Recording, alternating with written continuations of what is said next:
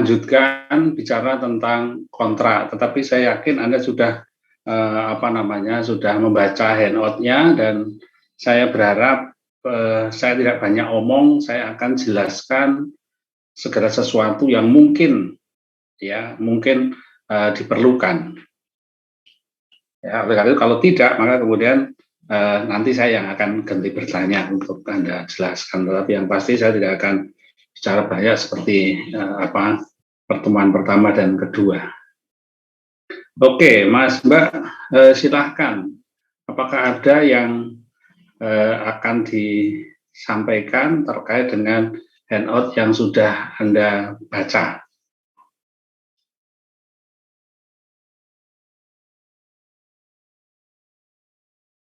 Oke, saya minta teman-teman semua on cam ya. Silahkan di on cam kan semua biar kita bisa berinteraksi ya, sehingga saya tidak sendirian gitu ya.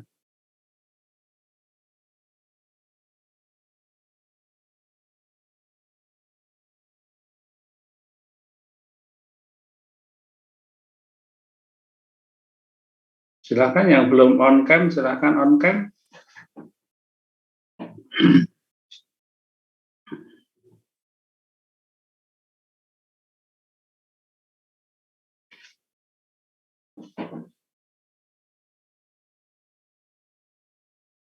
Oke, silakan Mas Mbak. Adakah yang perlu ditanyakan terkait dengan apa yang sudah Anda Anda baca?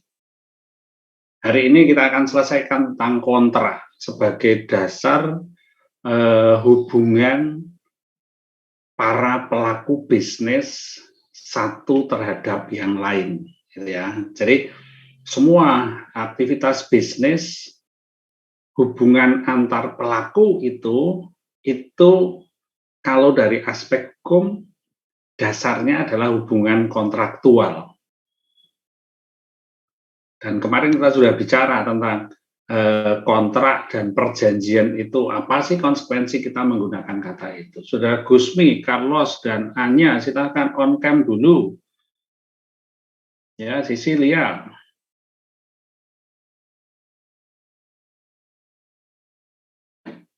Saudara Anya, apakah Anda hadir? Oke, silakan Mas Mbak. Adakah yang akan Anda sampaikan? Ya, Pak, mungkin cuma bertanya saja, Pak. Oke, silakan. Itu Pak, mungkin tentang unsur-unsur kontrak, Pak. Mungkin bisa, saya masih kurang klik. Mungkin bisa diperjelas, Pak, di bagian unsur-unsur kontrak. Oke. Terima kasih, Pak. Saya mau bertanya, Pak. Oke, sebentar saya Willem nomor nama komplitnya di sini kok nggak ada sih, Mas? Geraldus Willem, Pak. 006. Geraldus, ya. Oke. Satu pertanyaan. Saya mau bertanya, Pak. Gimana? 20008. Itu kan di slide yang terakhir di handout yang kedua itu menjelaskan bahwa klausula eksonerasi kan, Pak. Nah, itu bedanya spesifiknya gimana ya, Pak, antara klausula eksonerasi sama force majeure-nya? Kan definisinya sama-sama menjelaskan bahwa kebebasan tanggung jawabnya pada peristiwa tertentu yang nggak diduga gitu kan, Pak? Kalau dari force majeure itu kan atau keadaan memaksa itu contohnya kan kayak bencana alam gitu kan, Pak. Nah, kalau misalnya dari klausula eksonerasi contoh kasusnya seperti apa ya, Pak? Oke, tadi kaitan dengan unsur dan kemudian ini saya jawab yang nomor 2 dulu ya. Yang nomor 2. Jadi begini, kalau suatu perjanjian, satu kontrak itu sudah dibuat, pada dasarnya kan harus dilaksanakan. Dan pelaksanaannya dikatakan dengan itikat baik. Itikat baik itu menunjukkan bahwa pada saat dibuat pada waktu itu saya menghendaki untuk begini gitu ya. Ya, taruhlah kemarin saya bertanya kepada Anda bahwa Anda itu menyewa ruang satu kamar untuk Anda tinggali. Ya, kehendak awalnya itu Anda akan tinggal di situ untuk kepentingan Anda, belajar, dan seterusnya. Nah, maka kemudian itu harus Anda laksanakan. Dilaksanakan dengan kehendak baik. Kehendak baik pada saat awal Anda membuat atau meniatkan itu. Nah, tetapi kemudian seandainya di dalam perjalanan kemudian Anda tertarik pada suatu aktivitas, misalnya jualan gitu ya, berjualan, dan kemudian Anda buka outlet di situ, di kamar Anda, dan kemudian setiap kali ada orang datang, dan kemudian membeli, dan kemudian Anda layani, dan kemudian jadilah bukan kamar kos lagi, tetapi warung. Pertanyaannya, apakah Anda melaksanakan kontrak Anda dengan etikat baik? Mungkin tidak ada yang terganggu, atau mungkin ada yang terganggu tapi diam saja. Tetapi di situ kelihatan bahwa, oh ya, sebenarnya niatnya itu tidak dilaksanakan pada waktu pelaksanaan. Nah, maka kalau Anda menghendaki dan mensepakati apa yang di awal Anda sampaikan kepada partner bisnis Anda, ya itulah yang harus Anda penuhi. Kalau Anda menyampaikan bahwa kepada Bapak kos itu, Pak, nanti saya bayar bulanan ya Pak ya, setiap bulan, setiap tanggal 5, kurang dari 10 saya akan bayar. Maka itu kewajiban yang Anda letakkan sendiri terhadap diri Anda. Maka Anda harus melakukan itu. Sehingga tidak usah dikejar-kejar pada saat sebelum tanggal 10 ya bayar. Itulah etikat baik. Nah, kemudian pertanyaannya, kalau tidak dilaksanakan gimana? Kalau misalnya ini Anda sebagai pemilik ruang kos, pemilik kamar, dan saya yang tinggal di tempat Anda, yang kos di tempat Anda. Di dalam perjanjian sudah diomong bayar bulanan di awal bulan sebelum tanggal 10. Dan saya bayarnya ya tanggal 10, saya sebenarnya punya duit juga sih, cuman saya nggak bayar kepada Anda. Saya baru bayar tanggal 20. Baru tak bayar. Bulan berikut tak bayar lagi tanggal 20. Sebenarnya apa yang kemudian Anda bisa sampaikan kepada saya? Saya tidak melaksanakan kewajiban sebagaimana yang saya sampaikan, yang saya sudah katakan, yang kita sudah sepakati. Maka apa yang Anda bisa lakukan kepada saya? Yuk Mas, Mbak. Contohnya konkret, tidak sulit, silahkan.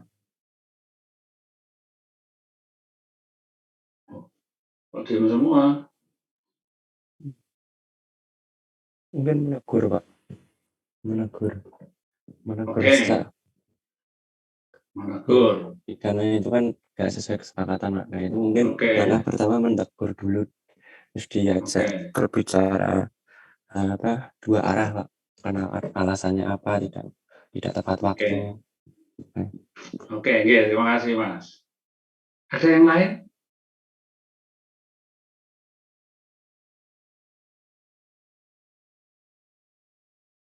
Mahasiswa Sanata Dharma itu kritis dan cerdas loh ya. Ayo, buktikan. Yuk, Mas, Mbak. persoalannya konkret dan kemudian ya apa yang kemudian Anda lakukan? Sekarang ini tanggal 21, saya akan lihat nomor 21 siapa. Saudara Marcelinus Bara. Apakah Anda hadir hari ini, Mas? Hadir, Pak. Oh, iya Mas, silakan Mas. On cam terus dijawab ya Mas. Bapak bisa diulang pertanyaannya, Pak? Gimana Mas? Bisa diulang tadi pertanyaannya. Oke, artinya Anda tidak menyimak ya wis. Oke, saya minta Saudara Matilda, apakah Anda hadir hari ini?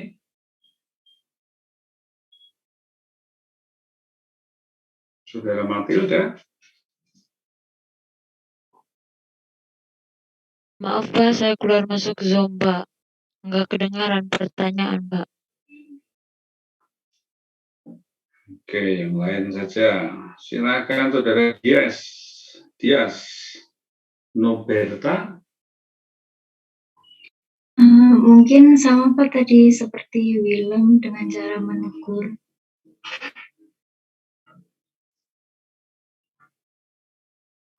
Saya nggak bayar. Kalau kemudian Anda tegur dan kemudian saya diem saja dan kemudian saya tetap tidak bayar, maka kemudian apa yang bisa Anda lakukan? Memberikan sanksi tegas, Pak, mungkin. Oke, apa sanksinya, Mas? Tindakan langsung untuk pemindahan mungkin, Pak. Oke, maka terima kasih Mas Samuel. Jadi saudara sekalian bahwa apa prinsipnya adalah apa yang sudah disepakati oleh para pihak, apa yang sudah diperjanjikan itu meletakkan kewajiban bagi para pihak untuk melakukan itu. Ya, jadi itu tolong pegang. Nah, kalau kemudian itu tidak dilaksanakan, maka kemudian kita kenal dengan yang namanya konsep apa tidak melaksanakan kewajiban, namanya apa? Saya coba bertanya kepada Febi Pratiwi, apakah Anda dengar suara saya? Benar Pak. Coba. Kalau tidak melaksanakan kewajibannya berarti uang prestasi Pak. Oke.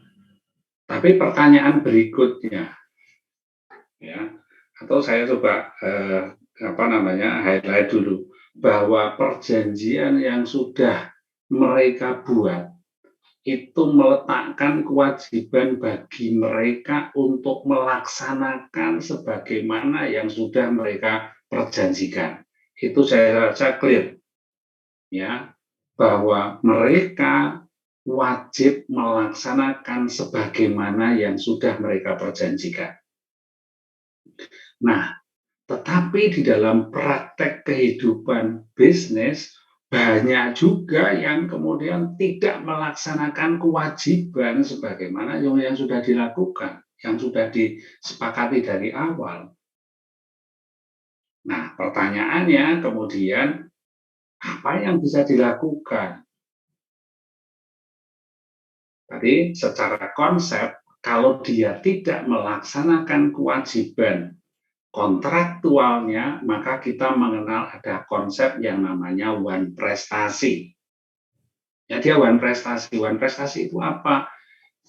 Sudah ada kontrak, tetapi kemudian dia tidak melaksanakan kontrak sebagaimana yang semestinya. Tetapi tolong ingat bahwa untuk dinyatakan one prestasi harus ada unsur kesalahan. Nah, saya mau jawab apa yang ditanyakan di awal tadi. Kalau kemudian ternyata ada situasi di luar kemampuan, terus gimana? Nah, maka itulah yang disebut dengan force majeure tadi. Kalau misalnya nih sekarang dalam situasi yang seperti ini ya, situasi yang seperti ini, Anda mau ulang tahun gitu ya, atau saya ambil contoh yang sangat konkret, keponakan saya, jadi apa namanya, anaknya Mbak itu mau nikah, dia sudah pesan gedungnya, dia sudah pesan cateringnya, dia sudah pesan periasnya, tanggal tertentu pada waktu itu tahun 2020 di bulan Desember. Tapi apa yang terjadi? Sudah dibayar, sudah di DP semua itu. Tapi apa yang terjadi? Ada pandemi. Terus bagaimana? Nggak boleh ada yang namanya pernikahan di gedung, nggak boleh. Nah, terus bagaimana? Maka Mbak itu kemudian menghubungi gedung pertemuannya, menghubungi cateringnya, menghubungi periasnya. Untuk apa? Untuk membatalkan itu. Nggak jadi. Nah, kenapa?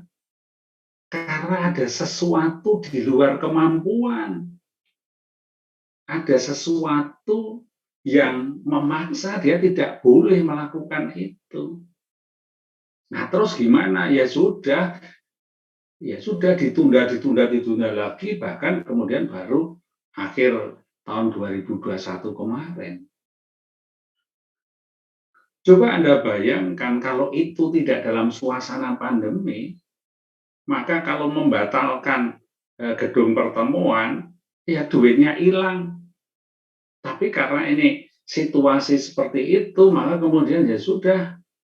Kemudian ada sesuatu di luar kemampuan untuk melaksanakan perjanjiannya. Maka itulah Mbak yang namanya force majeure.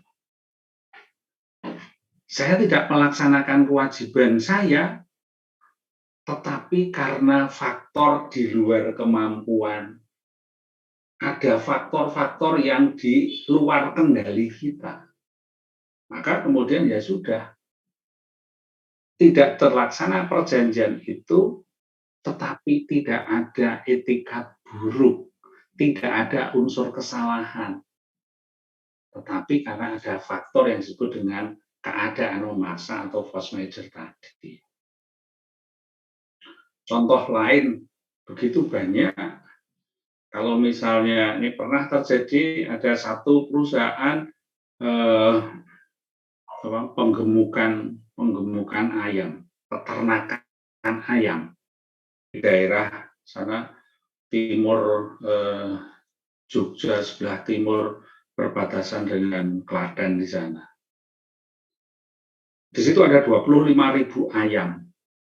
Dan kemudian hari Selasa itu pakan itu habis. Maka dia itu pesannya selalu ke langganannya itu di Bandung, perusahaan pakan ternak, itu selalu hari Minggu itu pasti sudah sampai. Truk itu sudah sampai stor pakan ayam. Karena dia sebagai pelanggan. Nah, suatu waktu bulan Desember beberapa tahun yang lalu, ternyata truk pakan ternak itu hari Minggu nggak juga sampai Jogja. Hari Senin juga nggak sampai. Hari Selasa nggak sampai juga. Baru Rabu dini hari. Sudah dicoba ditelepon tanggal Senin itu, sudah ditelepon dan kemudian mengatakan gimana. Sopirnya itu setelah ditelepon oleh perusahaannya, sopirnya mengatakan, bos, nggak mungkin sampai Jogja hari Minggu, hari Selasa pun nggak mungkin. Nah, kenapa? Putus, bos. Pada waktu itu di daerah Kebumen banjir dan kemudian untuk sampai ke Jogja. Nah, terus gimana? Dia tidak menyetor pakan ayam tepat waktu karena faktor di luar kemampuan. ada faktor di luar kendali para pihaknya. Maka itu ada 15.000 lebih ayam mati. Pengusaha peternak ayam itu rugi. Tapi pertanyaannya, apakah dia bisa nuntut pada pengusaha supplier pakan? Ya tidak mungkin. Loh, saya itu biasanya Jumat dini hari itu dia berangkat, truk itu berangkat dari Bandung dan kemudian biasanya sampai Jogja itu Minggu itu sudah ini. Hari Jumat sudah berangkat tetapi ternyata kena persoalan. Mana tanah longsor, mana banjir dan jembatan putus. Mau muter lewat Semarang pun pasti akan terlambat. Dan itu juga tidak mudah. Maka tadi pertanyaan Mbak Cindy tadi, bahwa yang namanya force major itu seperti itu. Ada situasi yang menyebabkan para pihaknya tidak dapat melaksanakan perjanjian sebagaimana yang sudah mereka sepakati di awal. Oke, moga-moga bisa terjawab bahwa force major adalah satu situasi seperti itu sehingga meskipun perjanjian tidak dapat dilaksanakan sebagaimana yang sudah diperjanjikan dan bahkan mungkin ada kerugian, tapi kita tidak bisa menuntut ganti kerugian. Maka kita bicara tentang risiko bisnis ya di situ. Sudah dicoba maksimum, tapi tidak bisa ya sudah itu risiko.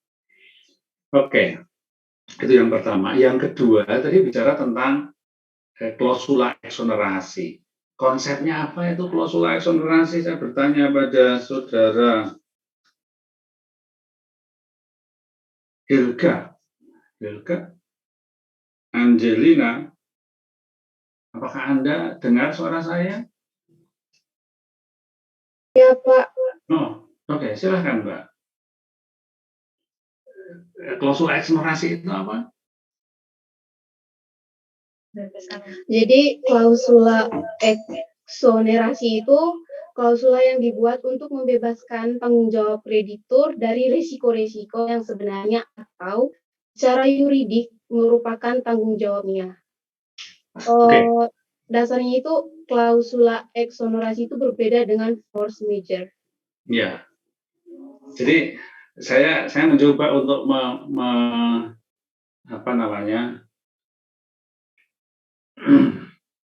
mengambil contoh yang sangat konkret. Saya contoh dulu, baru kemudian konsepnya. Jadi begini, Mas Mbak, saya pernah atau Anda kalau ke bank di depan teller itu ada tulisan, ya di depan teller ada tulisan uang harus dihitung di depan teller itu ya. Jadi kalau Anda ambil duit itu Anda harus menghitung di depan tellernya. Artinya kalau kemudian Anda pergi keluar, ya misalnya Anda ambil duit 10 juta, dan kemudian Anda pergi keluar, sudah Anda meninggalkan teller, dan kemudian Anda balik lagi. Anda ngomong, Mbak, ini nggak 10 juta, ini kurang 100.000. Maka kira-kira Mbak tellernya akan ngomong gimana? Mas Mbak, saya tanya, kalau Anda ambil duit sejumlah 10 juta, contohnya begitu ya, ke bank. Dan kemudian Anda sudah keluar dari bank, tidak begitu lama, 15 menit Anda masuk lagi, dan kemudian Anda mengatakan ke tellernya, Mbak, duitnya tadi kurang, ini cuma 9.900.000, kurang 100.000. Kira-kira Mbak tellernya akan ngomong apa, Mas Mbak? Itu sudah bukan kewajiban teller lagi, Pak. Karena pas pengambilan uang itu nasabahnya juga memperhatikan dalam proses penghitungannya depan teller itu sendiri, Pak. Iya.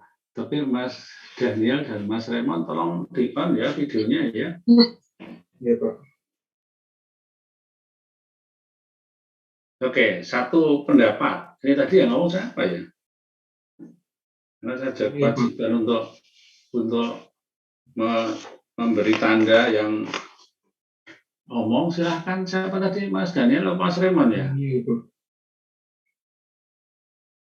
Yuk, Mas. Daniel, Pak. Oke, Daniel, terima kasih. Oke, pendapat lain? Saya, Pak. Oh, silakan. Menurut saya mungkin tellernya juga bisa berbicara kalau kenapa tadi tuh pas diambil tuh nggak langsung dihitung gitu, Pak. Jadi tidak dipastikan dulu jumlahnya gitu. Oke, artinya saya minta tambah 100.000. Anda mau kasih nggak? Tidak, Pak. Oke. Oke, Mbak Cindy bisa dibayangkan situasinya ya. Duitnya itu 10 juta tidak mungkin saya hitung di depan teller.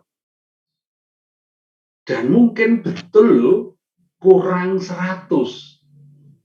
Mungkin betul kurang 100. Tetapi kemudian tellernya kenapa nggak mau ganti? Di situ ada yang namanya klausula eksonerasi. Artinya apa? Kalau Anda sudah meninggalkan teller, maka segala sesuatu yang terkait dengan aktivitas itu dianggap selesai. Sehingga risiko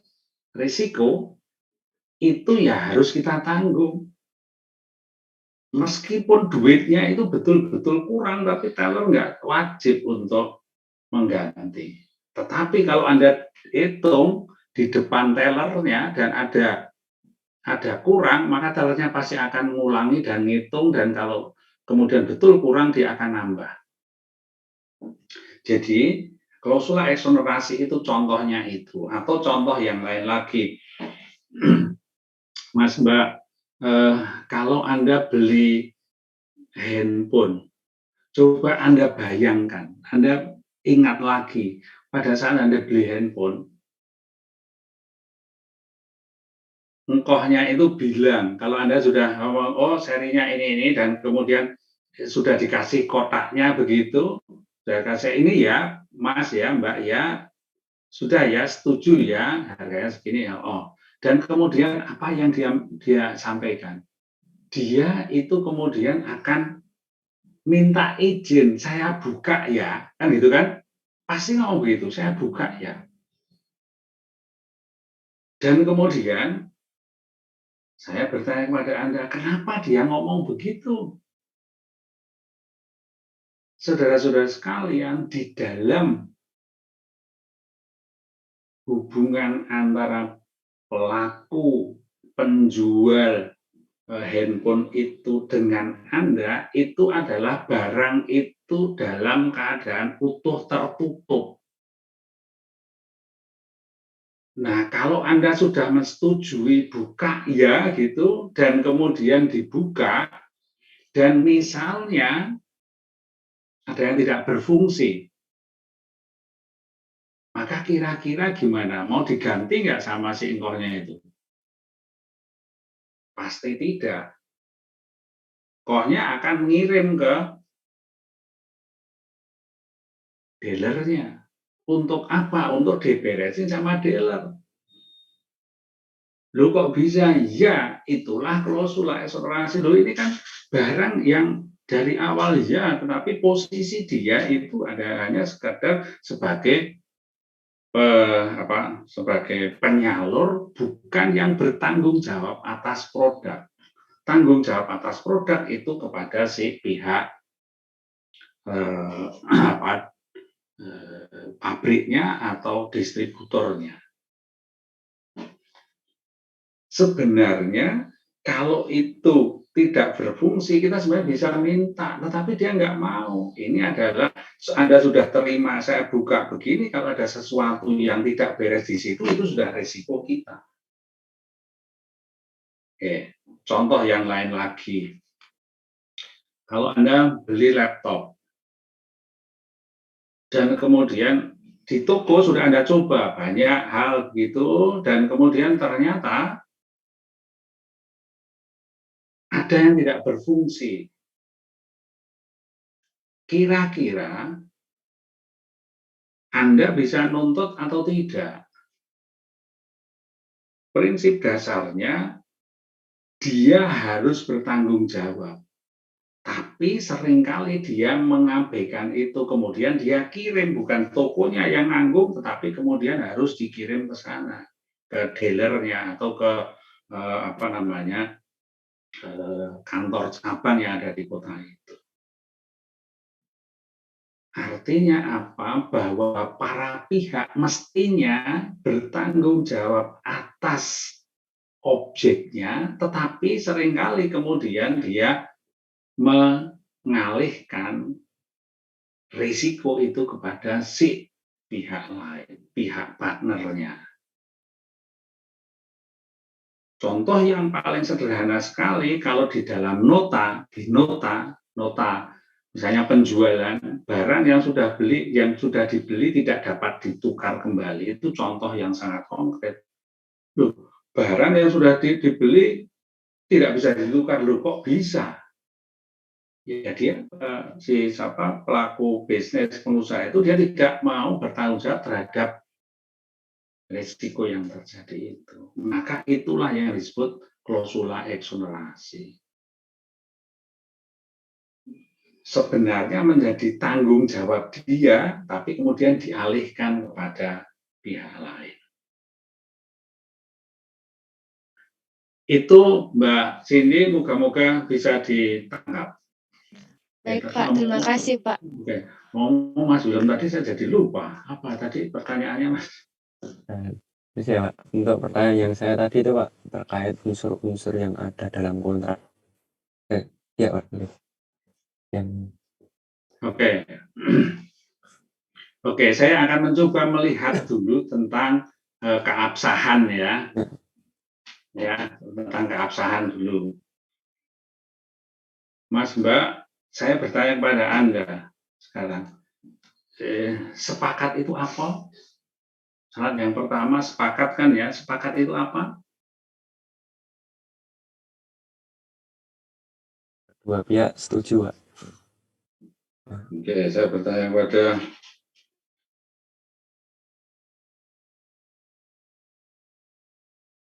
Jesslyn. Mbak Jesslyn, apakah Anda dengar suara saya? Dengar, Pak. Suara saya masuk, Pak. Halo, Mbak. Apakah Anda dengar suara saya? Halo, Pak. Oke. Yuk, Mbak. Apa, Mbak?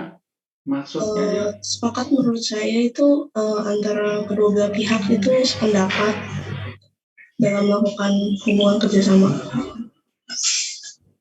Apa itu? Apa sih sebenarnya sepakat itu apa sih? Anda dikatakan sepakat, bukan sinonimnya ya, kalau sinonimnya jelas ya, tapi sepakat itu sebenarnya apa? Kalau Anda harus menjelaskan kepada orang gitu ya, sepakat itu apa sebenarnya? Sependapat, setuju Pak. Itu ya, apa sinonimnya ya, tapi sepakat itu apa? Coba Anda jelaskan itu sepakat, kita katakan sepakat itu apa sih? Ya sinonimnya setuju gitu ya. Tapi apa sebenarnya setuju itu apa toh? Saya coba menjawab ya Pak. Tolong di-on-kan videonya Mas. Kalau menurut saya kesepakatan itu merupakan suatu komunikasi antara kedua belah pihak yang mana memiliki kesamaan pendapat atau argumen, Pak. Oke. Ini tadi yang ngomong siapa? Yang ngomong tadi, kebetulan kan Anda berdua ya, jadi saya harus bertanya karena nggak mungkin saya bisa ngerti. Raymond Pak Daniel ini tadi? Raymond, Pak. Oke. Tapi Raymond itu namanya siapa, Mas? Robertus, Pak, Robertus. Oh.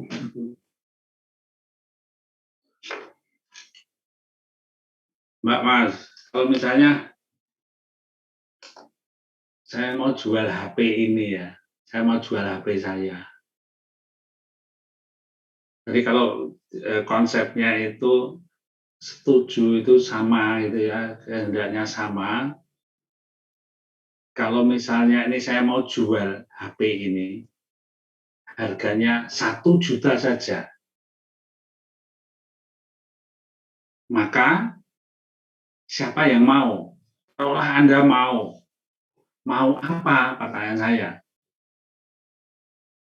Saya mau menjual, maka saya harus ketemu orang yang tidak sama dengan kehendak saya.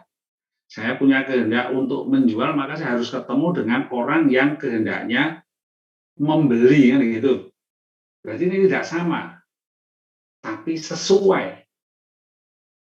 Maka kemudian dikatakan bahwa kesepakatan itu ya persesuaian kehendak. Ada kesesuaian kehendak satu pihak dengan pihak lain.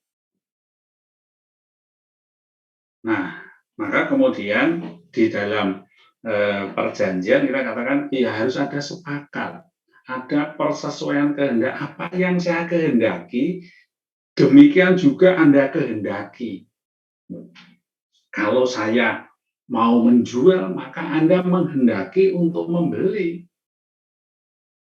Kalau saya menghendaki saya menjual dengan harga 1 juta, Anda juga menghendaki membeli dengan harga 1 juta. Jadi sesuai.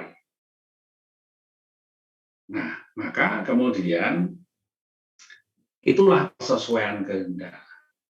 Kemudian yang kedua dikatakan syaratnya adalah cakap melakukan perbuatan hukum. Ada yang mau ngomong siapa? Cakap itu kalau bagaimana? Dikatakan cakap kalau 001 Pak, coba menjawab. oh gimana Mbak? Kalau menurut saya kecakapan itu seperti kesanggupan memenuhi janji Pak. Jadi kalau kita melanggar janji itu pasti bakalan ada sanksi. Itu sih Pak.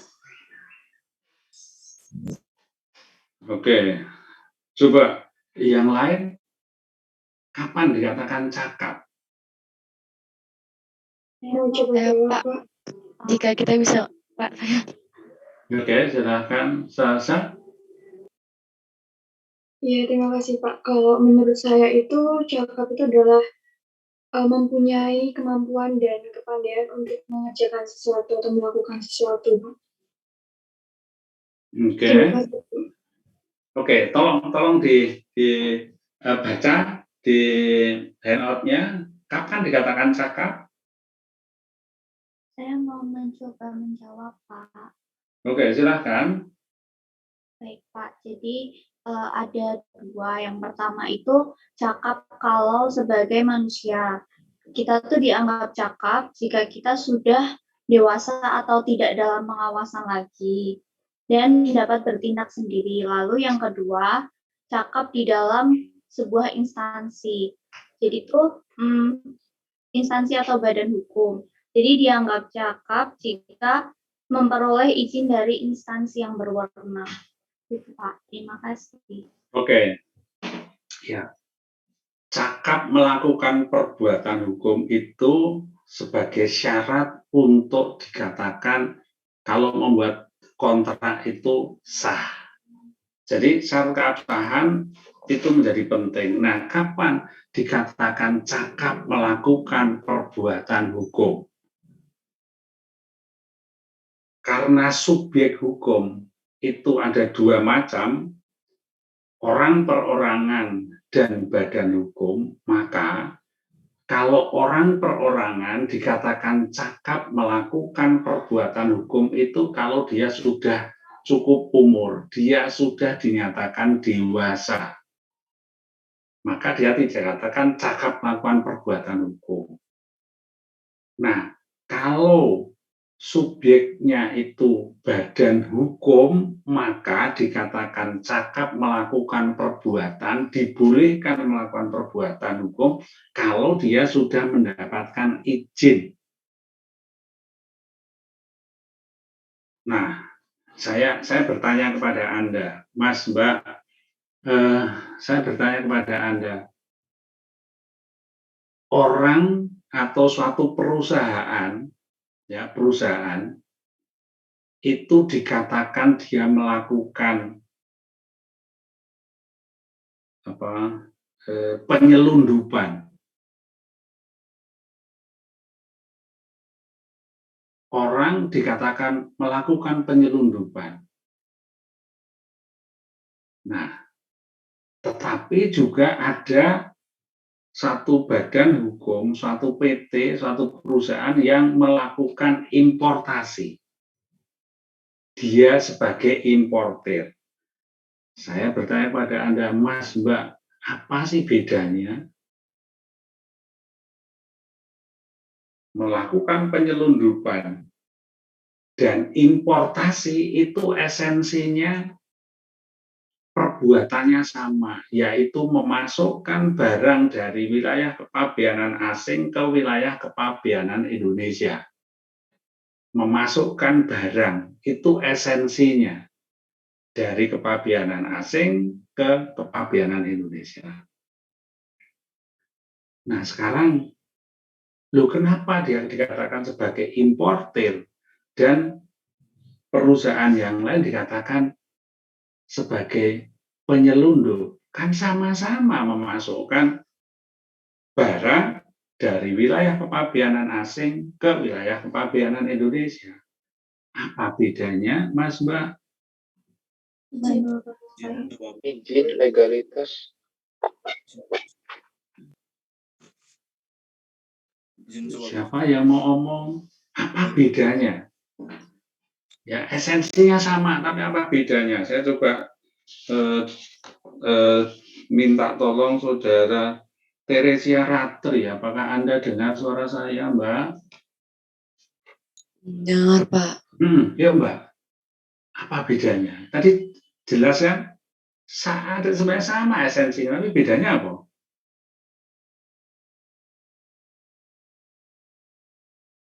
Halo, Mbak? Nah, tadi agak putus-putus, Pak, di saya. Oke, saya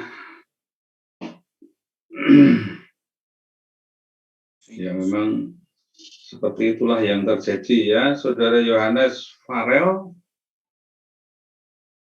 Ada, Pak. Oh, iya, Mas.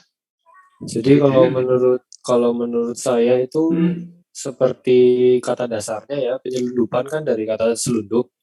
Jadi kalau menurut saya itu lebih ke bersembunyi, Pak. Jadi sama-sama mengirim barang dari luar ke daerah pabean Indonesia, namun kalau penyelundupan itu seperti mengirim barang secara tersembunyi, Pak. Dalam arti itu merupakan barang-barang ilegal.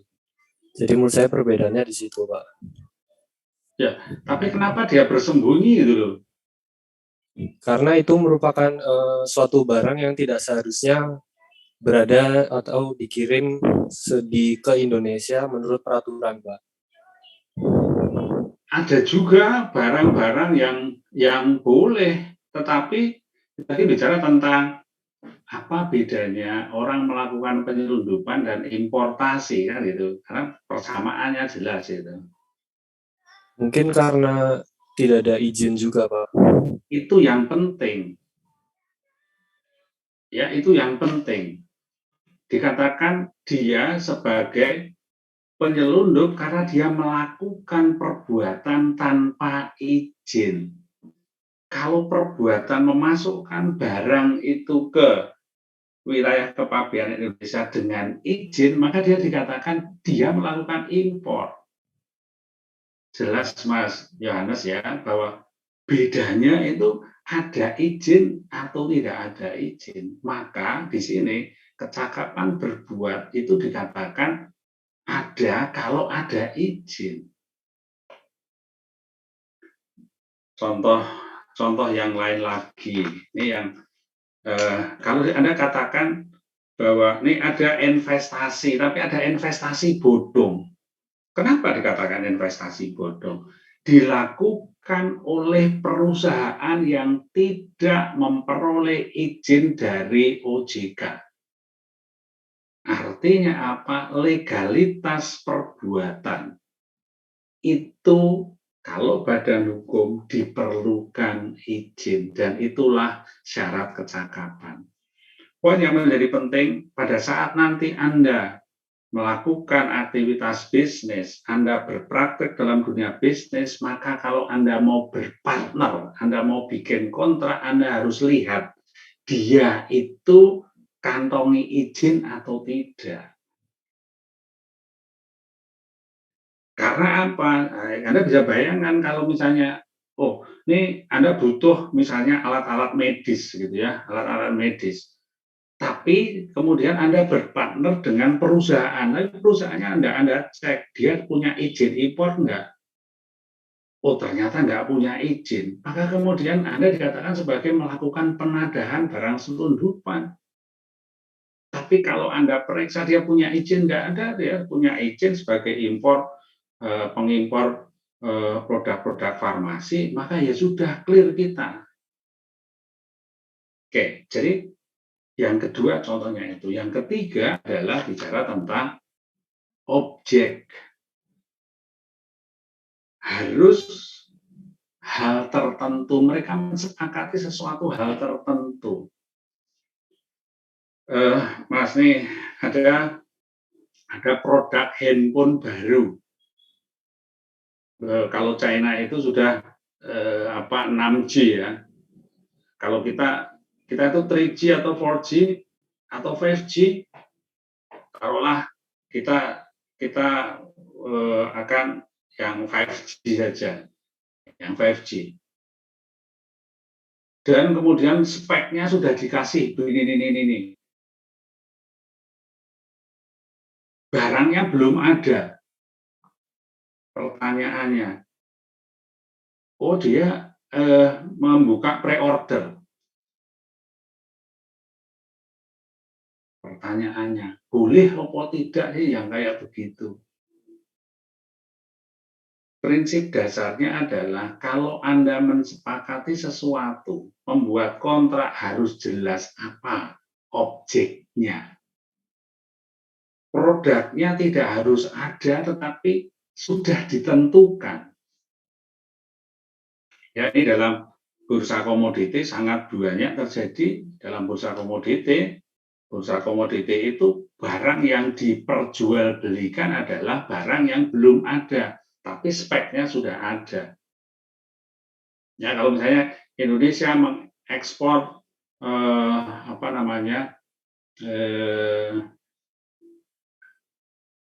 batu bara ke Jepang sekian metrik ton untuk penyerahan bulan Desember. Pertanyaannya, objeknya mana? Batu baranya mana yang menjadi objek perjanjian? Mungkin belum ada, masih di perut bumi di sana. Tapi apa boleh? Ya boleh. Yang penting harus sudah ditentukan. Oke, dan kemudian yang terakhir adalah kausanya, sesuatunya itu harus hal yang diperbolehkan. Memperjanjikan sesuatu yang dibolehkan. Yang dibolehkan apa di situ? Silahkan Anda lihat. Saya bertanya kepada Anda, Mas, Mbak, banyak itu ada prostitusi online gitu ya. Itu perjanjian itu sah atau tidak ya, Mas ya?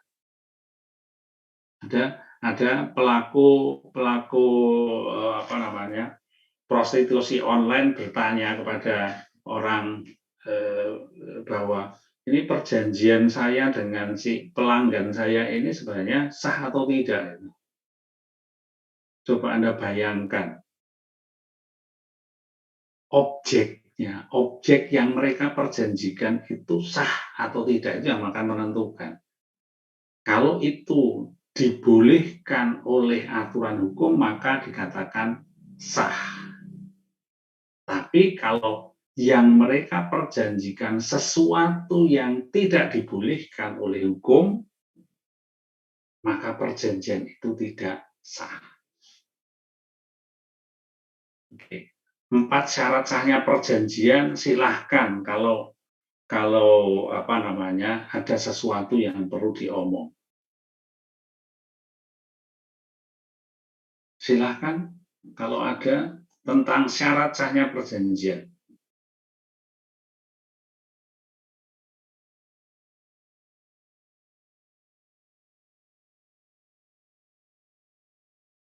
Oke, kalau tidak ada, silakan Anda lihat bicaranya tidak di konsep, tapi bicara di dalam realita. Ya, banyak sekali transaksi-transaksi yang dilakukan dalam dunia bisnis yang kemudian ada persoalan. Oke, saya bertanya sekarang, Mas Mbak, tahun 2015 dan tahun 2021 itu ada larangan impor pakaian bekas. Ya, larangan impor pakaian bekas. Nah, sekarang saya tanya, yang dijual di banyak tempat itu menjual pakaian bekas. Itu menurut Anda gimana, Mas Mbak? Dilihat dari sisi keabsahan perjanjian.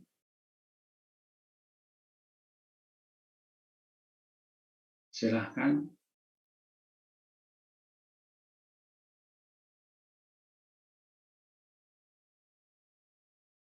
Saya ulangi, tahun 2015 dan tahun 2021 itu ada larangan impor pakaian bekas.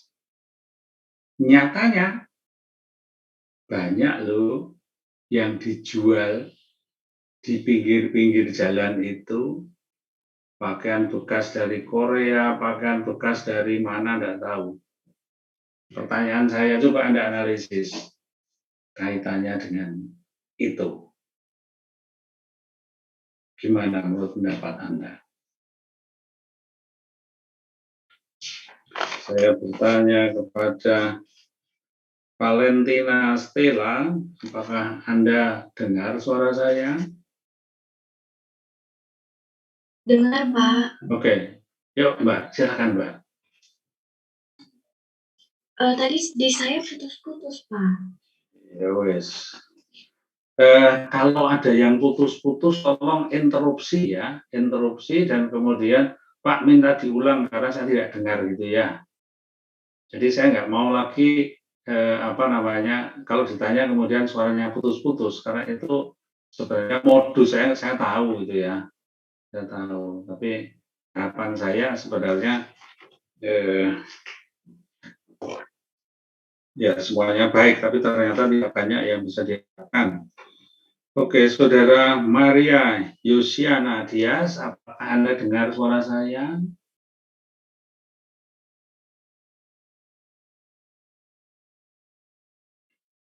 Saudara Maria Yusiana Dias, apakah dengar suara saya? Dengar. Oh, yuk Mbak, silahkan Mbak. Kalau menurut saya itu mereka melanggar hukum yang sudah ditetapkan, Pak. Karena kan itu menjual belikan barang yang dari luar negeri kan tidak boleh karena itu termasuk barang ilegal, Pak. Oke. Jelas ya, Mbak Maria sudah sampaikan bahwa objeknya itu adalah barang yang dikatakan sebagai barang ilegal. Barang ilegal itu barang yang bertentangan dengan aturan hukum. Maka itu perjanjiannya tidak sah. Nah, pertanyaannya yang sama, bagaimana dengan aktivitas-aktivitas bisnis yang ilegal? Dari sisi hukum, perjanjiannya tidak sah.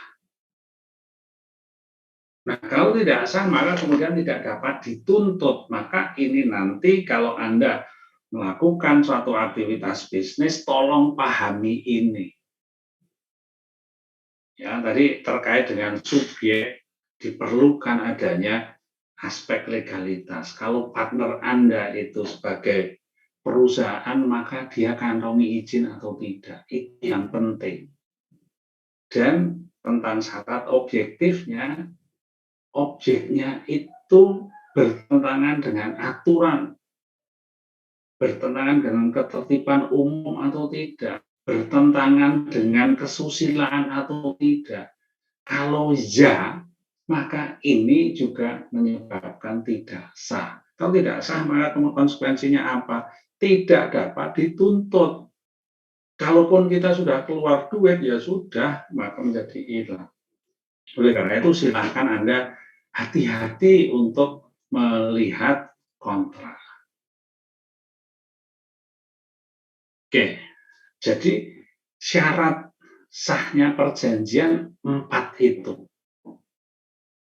Nah, saudara sekalian, berikut tentang unsur perjanjian. Sebenarnya apa sih yang disebut dengan unsur perjanjian?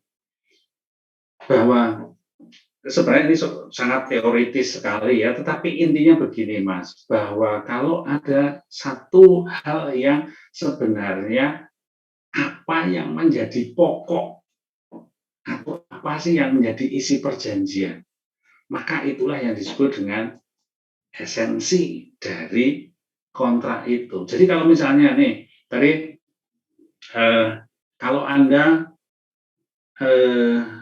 pergi ke Jogja dari luar kota, pengen tinggal di Jogja, dan kemudian Anda menghubungi orang yang memiliki rumah, dan Anda berkehendak untuk tinggal di rumah itu, dan karena Anda sadar itu rumah itu juga ada nilainya, maka kemudian Anda membayar sejumlah uang kepada dia, si pemilik rumah, maka sebenarnya apa sih esensi dari perjanjian yang Anda buat? Esensinya apa? Halo Mas, Mbak. Apakah saya boleh dikatakan melakukan jual beli?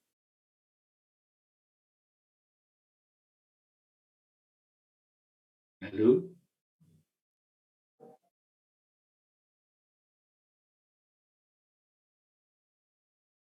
Oke, saya bertanya kepada Saudara Ratri, apakah Anda dengar suara saya, Mbak? Bisa tolong bilang Pak pertanyaannya? Soalnya dari tadi masih putus-putus.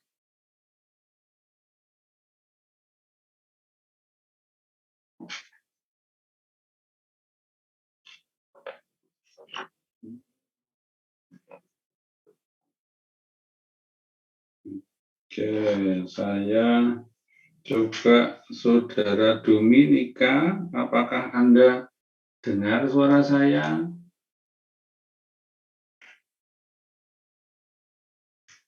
Saudara Dominika, apakah Anda dengar suara saya?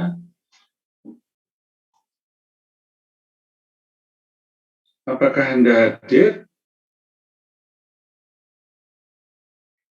Tidak hadir ya. Saudara Erna Matilda, Saudara Erna Melinda, apakah Anda dengar suara saya? Dengar Pak, tapi mohon maaf Pak, bisa diulang pertanyaan habis dari toilet Pak. Begitu. Oke, ya nanti ya. Saudara Francesca Rahmayanti, apakah Anda dengar suara saya? Iya Pak, dengar. Oh, yuk Mbak, tolong Mbak.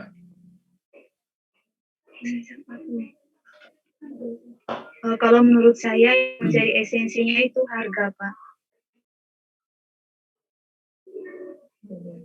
Gini, kalau Anda datang dari luar Jogja dan kemudian Anda datang ke saya, kebetulan saya punya rumah dan rumah itu tidak saya tempati dan Anda menghendaki untuk tinggal di situ, dan kemudian setiap bulan Anda menghendaki untuk membayar, maka sebenarnya apa sih esensi dari perjanjian kita ini?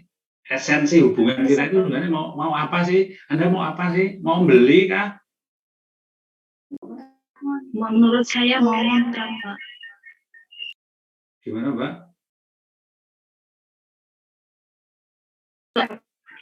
Kalau menurut saya itu esensialnya bukan mau membeli, Pak, tapi kontrak. Disewa begitu, Pak. Menyewa itu Iya. esensinya. Jadi apa sih kalau kita bicara tentang esensialnya dari perjanjian itu? Ya sebenarnya perjanjian itu pada dasarnya mau apa sih? Intinya itu loh. Intinya ya mau sewa menyewa ya sudah. Maka kemudian ada aturan-aturan yang terkait dengan sewa menyewa. Jadi dalam satu perjanjian itu selalu ada hal yang hakiki yang menjadi esensi dari hubungan mereka. Oh, mau nyewa ya sudah itu aja. Dan kemudian aspek lain-lain yang terkait dengan itu ya sudah berpikir tentang sewa, tidak berpikir tentang jual beli, tidak berpikir tentang pembangunan, tapi berpikirnya adalah tentang mau menyewa. Jadi setiap perjanjian ada hal yang esensi. Nah, kemudian ada unsur naturalia, yaitu kaitannya dengan apa yang mereka kehendaki, apa yang mereka sepakati. Jadi kalau kemudian, Anda mau sewa, oke, objeknya jelas, rumah, kebetulan saya punya banyak rumah, maka yang disepakati rumah yang mana? Yang di jalan itu, tidak di jalan yang di jalan lain. Bisa dipahami ya, Mbak ya. Jadi tentang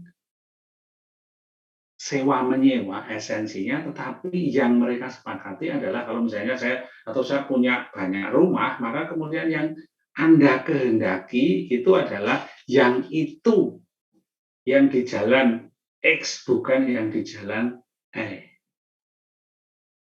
Jadi itu. Dan kemudian ada yang sebenarnya tidak menjadi penting di dalam perjanjian atau tidak diungkapkan di dalam aturan, tetapi kemudian mereka menghendaki untuk itu diadakan. Maka kemudian bisa tidak atau bisa dibuat, bisa juga tidak. Contoh paling gampang, kalau saya tadi sama Mbak Maya, Anda mau nyewa rumah saya, oke. Pertanyaannya, perlu nggak Anda kwitansi, perlu nggak, Mbak? Anda bayar, perlu kwitansi nggak? Perlu, Pak. Mungkin perlu, tapi nggak usah, Pak.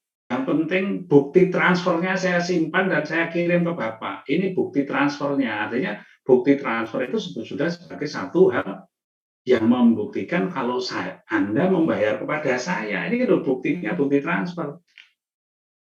Dan nomornya Bapak, ya sudah, pasti itu benar. Apakah saya perlu membuat dengan ini saya menerima sejumlah uang untuk ini, apakah perlu? Kalau Anda perlu, ya tidak apa-apa, ya tak buat. Tapi pertanyaannya, haruskah ada? Tidak juga. Maka kemudian itu disebut dengan accidentality. Sesuatu yang accidentally aja, bahwa dibuat boleh, enggak juga enggak apa-apa. Demikian juga kalau misalnya Mbak Anda kontrak, perlu enggak dibuat tertulis itu? Enggak juga enggak apa-apa, Pak. Iya, enggak apa-apa. Maka kemudian bisa juga dibuat tertulis, bisa juga tidak. Maka itu accidentally ya. Moga-moga apa yang disampaikan Mas tadi, Geraldus tadi sudah oke ya, sudah terjawab. Oke, silahkan Mbak, Mas, masih ada waktu, silahkan kalau ada yang mau menyampaikan pertanyaan, satu lagi. Oke, silahkan, Saudara Carlos.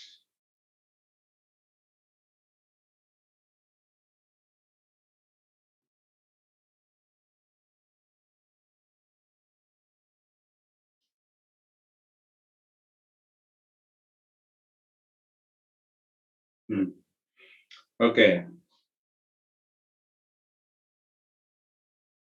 Nomornya berapa sih Carlos? Tolong masih on kan videonya biar saya lihat. 35. Oke.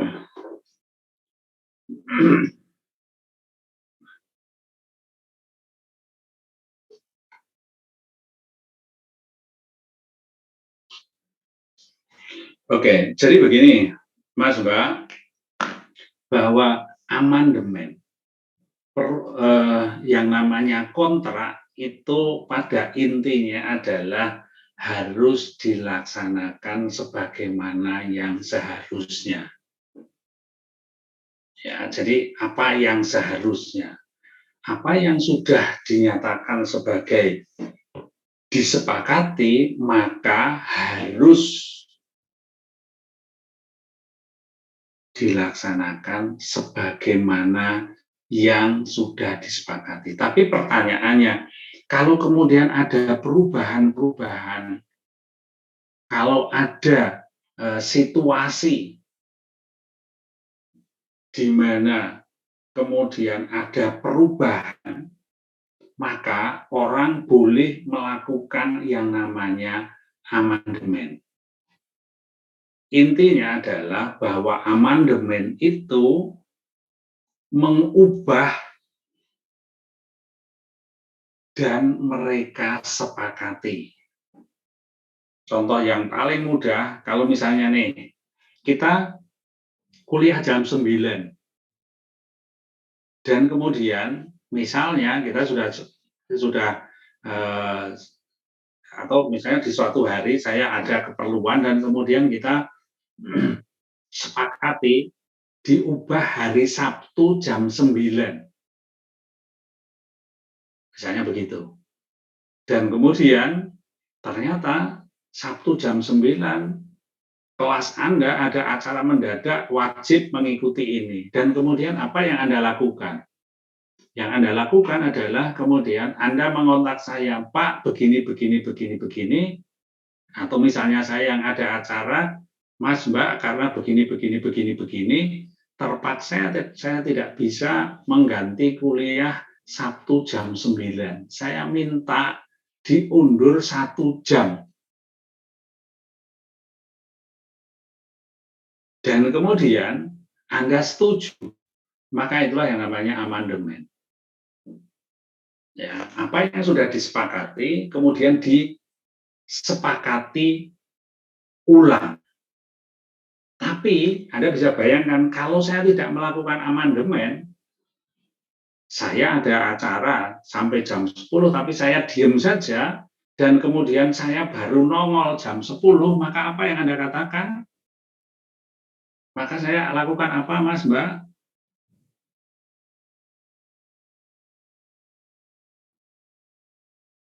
Kalau gitu saya melakukan apa? Melakukan perjanjian, Pak. Ya, gimana?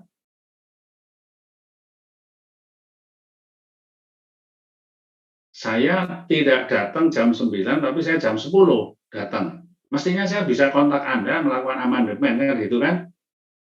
Tapi kemudian saya tidak lakukan amandemen, saya tidak melakukan, saya tidak mengubah, saya tidak mensepakati ulang. Amandemen kan intinya mensepakati ulang. Karena ada sesuatu yang mendesak untuk kemudian ini. Kalau saya tidak mensepakati ulang dan saya datang jam 10, maka saya dikatakan apa, Mbak, Mas?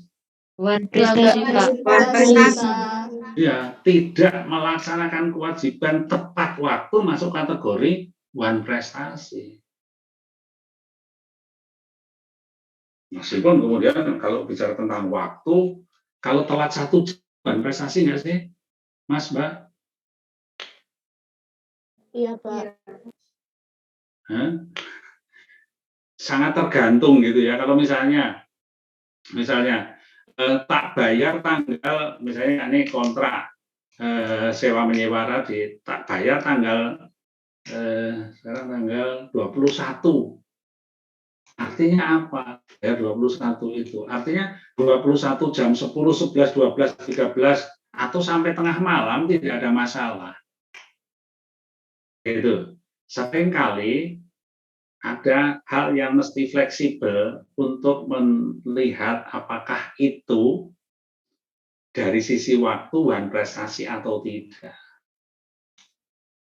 Tapi tolong bayangkan bahwa waktu bisa sangat rigid, seperti tadi sejam pun orang sudah wan prestasi. Tolong bayangkan pernah terjadi satu pesta nikah. Pesta nikah mestinya acara dimulai jam 7 malam. Tapi jam 7 malam itu cateringnya belum juga siap. Maka dia sudah dikatakan sebagai wan prestasi. Dia dituntut oleh si pemilik hajatnya itu minta maaf di salah satu surat kabar di Jogja pada waktu itu selama 3 hari berturut-turut di halaman depan. Karena apa? Karena dia malu, pemilik itu malu karena apa? Cateringnya nggak siap, makanannya nggak siap, padahal ini tamunya sudah pada datang. Loh, tapi kan bukan karena saya, tapi karena, jadi waktu bisa sangat tergantung pada sebenarnya kontraknya tentang apa. Oke, jadi saya malah mohon maaf Mas Carlos, tadi pertanyaannya apa Mas? Saya lupa ya.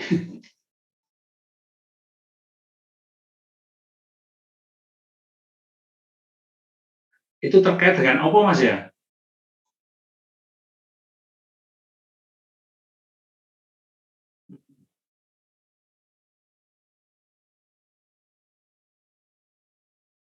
Oke, jadi gini, bahwa ada satu kontrak di mana ada situasi di mana para pihaknya itu tidak mungkin melakukan karena sesuatu sebab. Atau mungkin karena ada situasi di mana para pihak itu ada akibat yang muncul. Jadi perubahan itu disebabkan oleh faktor sebab. Ya, jadi karena begini, maka diubah. Tetapi bisa juga kalau tidak diubah maka nanti akan begini. Ya, saya nanti pada sebenarnya saya berkehendak untuk juga bisa merumuskan atau membuat contoh kontrak begitu, tetapi kita bisa mensepakati diubah itu bisa karena sebab, gitu ya.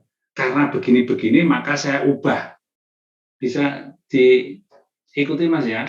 Tetapi bisa perubahan itu saya buat karena akibat yang saya perhitungkan, karena akibat yang dimunculkan kalau tidak diubah.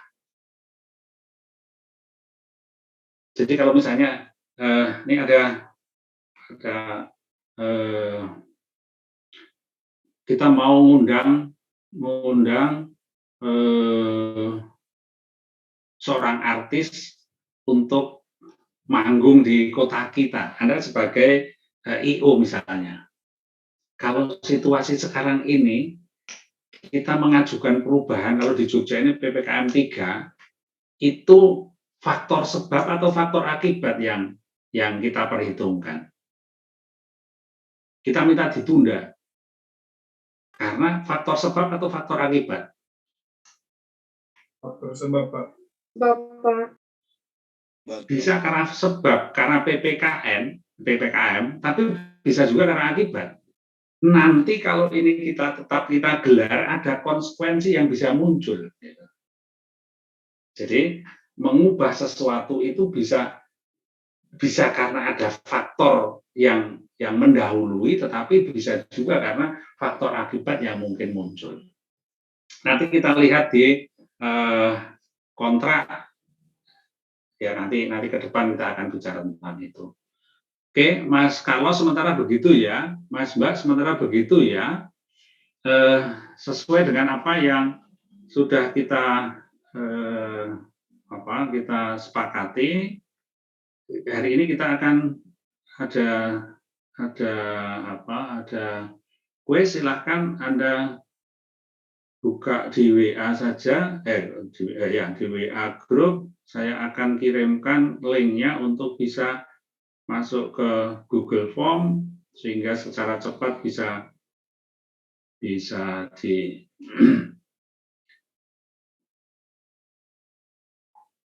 dikerjakan.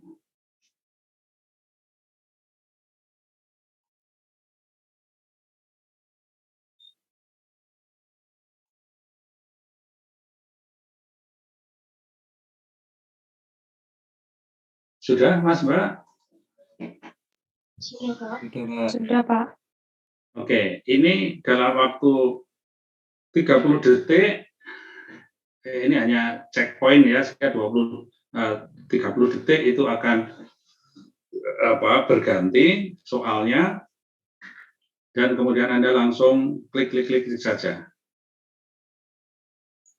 Maaf, Pak. Ya, Mas? NPM apa, Pak? Nomor mahasiswa, nomor pokok mahasiswa. Enggak sih, Pak. Emang kalau ngomong nomor mahasiswa apa? NIM, Pak, NIM. Oh, Nomor ya. induk mahasiswa. Oh, ya. Ya, besok tak gantinya. NIM ya. Oke, jadi ini 30 detik akan berganti. Jadi silahkan nanti Anda langsung mengklik saja, tidak ada sesuatu yang sulit.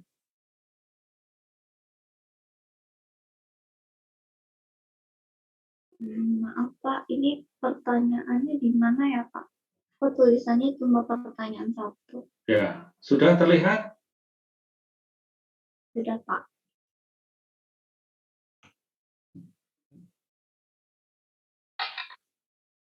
Oke ya, 30 detik akan berganti sendiri. 1,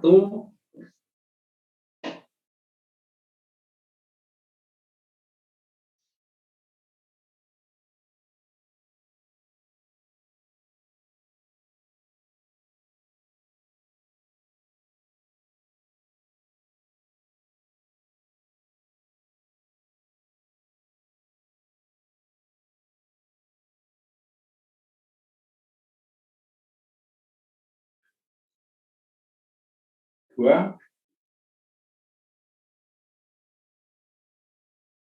Maaf Pak, di saya kok belum ganti ya Pak ya soalnya ya. Saya juga, Pak. Oke. Sama, Pak. Soal pertama belum muncul tadi, Pak. Oke. Kok bisa begini? Kenapa ya? Sudah terlihat 2? Pak, soal 1 tadi belum muncul, Pak. Soal 1 belum juga Pak. Soal 1 belum muncul. Oke. Tadi cuma share screen masih yang tulisan pertama tes itu Pak. Oke, wes.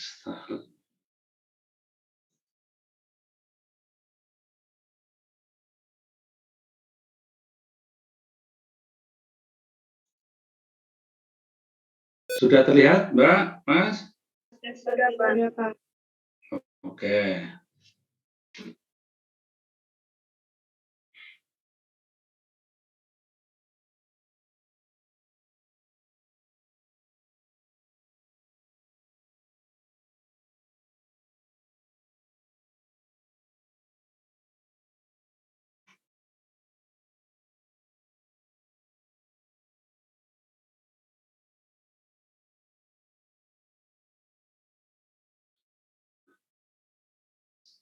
Nomor 2 terlihat? Terlihat Pak. Oke.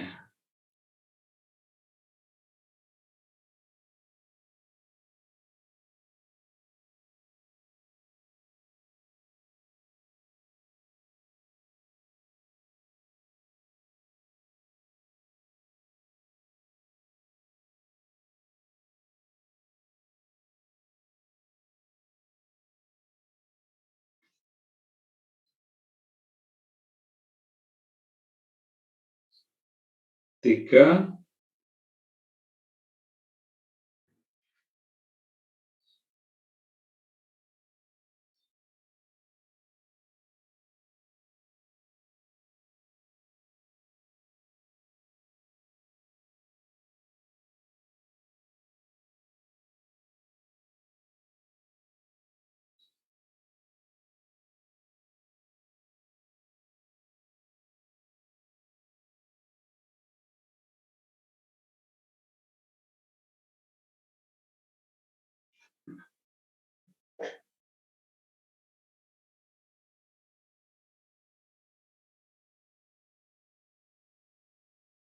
Pak.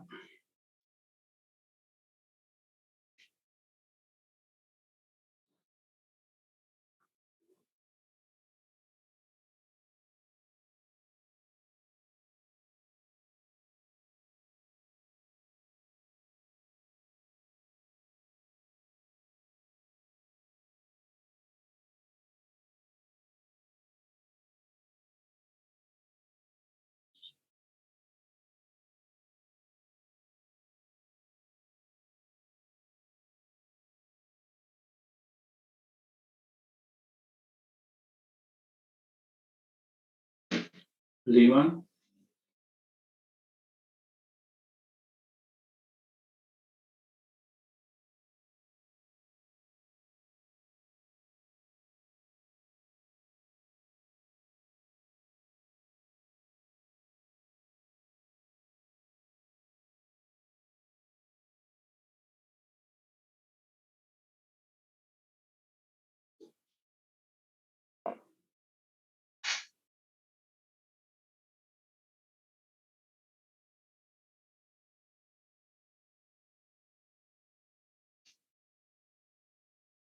Enam.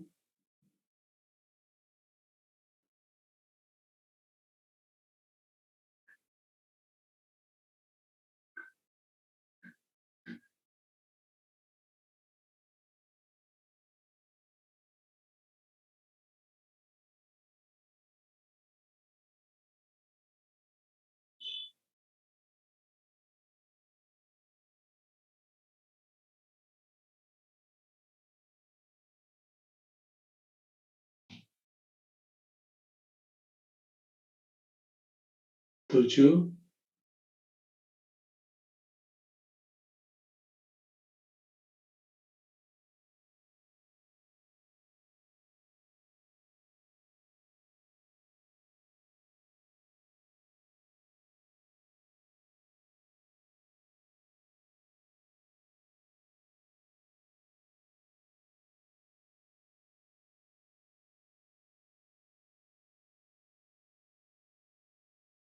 Delapan.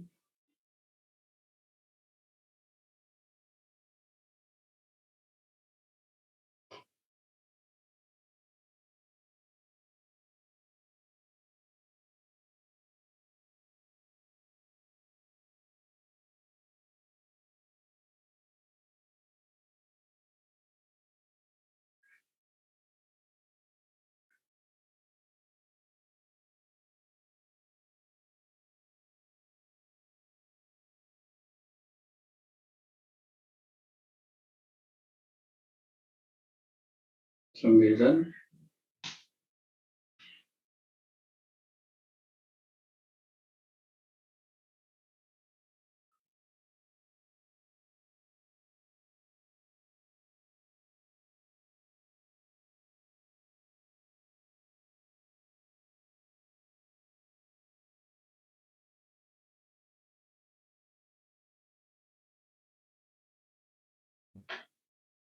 Dan terakhir nomor 10.